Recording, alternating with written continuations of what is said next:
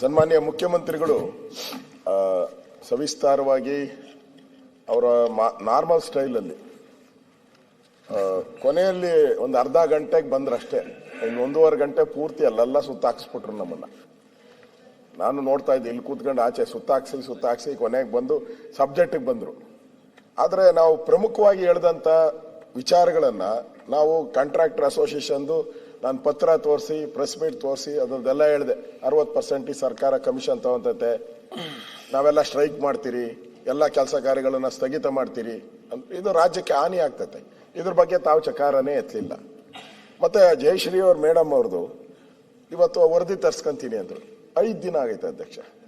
ಎಷ್ಟು ದಿನ ಬೇಕು? ಅದಾದ ಈ ಸರ್ಕಾರಕ್ಕೆ ಇಮಿಡಿಯೇಟ್ ಆಕ್ಷನ್ ಮಾಡಕ್ಕೆ ಆಗಲ್ಲ ಅಂದ್ರೆ ಎಷ್ಟು ದಿನಗಳು, ಎಷ್ಟು ವರ್ಷಗಳು ಬೇಕು? ಇದು ಅಧಿವೇಶನ ನಡೀತಾ ಇದೆ, ಇಲ್ಲೇ ಇವರು ಕ್ರಮ ತೆಗೆದುಕೊಳ್ಳಕ್ಕಾಗಲ್ಲ ರಿಪೋರ್ಟ್ ಅಂತ ಹೇಳಿದ್ರೆ ಮುಖ್ಯಮಂತ್ರಿಗಳಿಗೆ ನೋಡ ಚೀಟಿ ಕಳಿಸ್ತಾರಲ್ಲ, 1 ನಿಮಿಷದ ಕೆಲಸ ಮುಖ್ಯಮಂತ್ರಿಗಳಿಗೆ.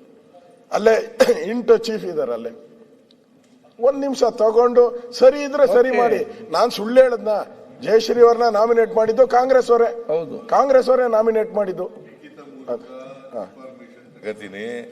ಕೂಡ್ಲೆ ಅವ್ರ ಮೇಲೆ ತಪ್ಪು ಮಾಡಿದ್ರೆ ಅವ್ರ ಮೇಲೆ ಕ್ರಮ ತಗೊಳ್ತೇನೆ ಕೊಟ್ರಲ್ಲ. ನೀವು ಅಲ್ಲ ಅವ್ರಿಗೇನ ಪೋಸ್ಟಿಂಗ್ ಮಾಡೋವಾಗ ಏನಾನ ಸಮಥಿಂಗ್ ಆಗೈತಾ? ಇಲ್ಲ ಅಂದ್ರೆ ಯಾಕೆ ಭಯ ಬೀಳಬೇಕು? ಅದು ಹೇಳಿದ್ರಲ್ಲ ಲಿಖಿತವಾಗಿ. ಅಲ್ಲ ಈಗ ನೋಡಿ, ಯಾವ ಪೋಸ್ಟಿಂಗ್ ನಲ್ಲೂ ನನ್ನ ಜೀವನದಲ್ಲಿ ಪೋಸ್ಟಿಂಗ್ ಮಾಡುವಾಗಲಿ, ಪ್ರಮೋಷನ್ ಕೊಡೋಗಾಗ್ಲಿ, ಟ್ರಾನ್ಸ್ಫರ್ ಮಾಡೋಕ್ಕಾಗಲಿ ಇವತ್ತಿನವರಿಗೆ ಹಣ ತಗೊಂಡು ಗೊತ್ತಿಲ್ಲ ನನಗೆ. ಯಾವ ಅಧಿಕಾರಿ ಮೇಲೂ ಕೂಡ ನಾವು ಮುಲಾಜಿಲ್ದೇನೆ ಕ್ರಮ ತಗೋತೀವಿ.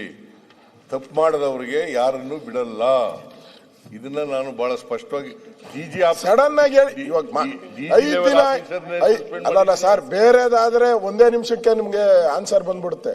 ಎಲ್ಲಿಗೆ ಕ್ರಮ ತೆಗೆದುಕೊಳ್ಳಕ್ಕೆ 5 ದಿನ ಒಬ್ಬ ಕಲಾವಿದೆಗಾಗಿರೋ ಇದಕ್ಕೆ ಕಲಾವಿದೆ ಪದ್ಮಶ್ರೀ ಪ್ರಶಸ್ತಿ, ಪದ್ಮಶ್ರೀ ರಾಜ್ಯಸಭಾ ಸದಸ್ಯ, ಕಲಾವಿದೆ ಅನ್ನೋದು ನಿಜ. ಅವರು ಕ್ರಮ ತೆಗೆದುಕೊಳ್ಳೋಣ ಅನ್ನೋದು ನಿಜ. ಇಲ್ಲ, ಕ್ರಮ ತಗೊಳ್ತೀನಿ. ಹೇಳ್ಬಿಡಿ, ಅದಕ್ಕೆ ಏನೈತೆ ಸರ್? ಅದಕ್ಕೆ ಒಬ್ಬ ರಾಜ್ಯದ ಮುಖ್ಯಮಂತ್ರಿ ಮೆಸೇಜ್ ಹೋಗ್ತೈತೆ ಸರ್, ಮೆಸೇಜ್ ಹೋಗ್ತೈತೆ. ಏನಾನ ಈ ತರ ಮಾಡೋ ಅಧಿಕಾರಿಗಳಿಗೆ ಒಂದು ಶಿಕ್ಷೆ ಆಗ್ಬೇಕು. ಎಲ್ಲ ವಿಚಾರಣೆ ಮಾಡಿ ವರದಿ ತರಿಸ್ಕೊಳ್ಳದೇನೆ ಮಾಡಕ್ ಬರಲ್ಲ. ಸರಿ.